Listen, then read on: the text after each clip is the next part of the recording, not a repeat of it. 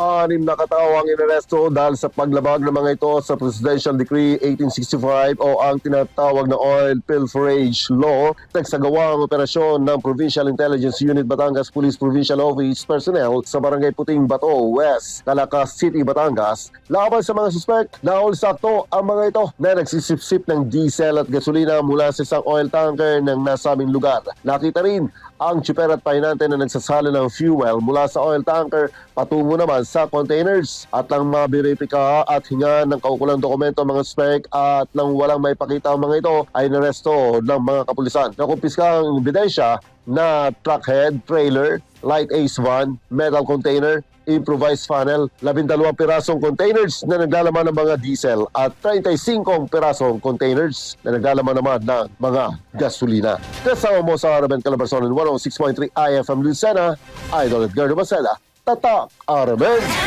Network News.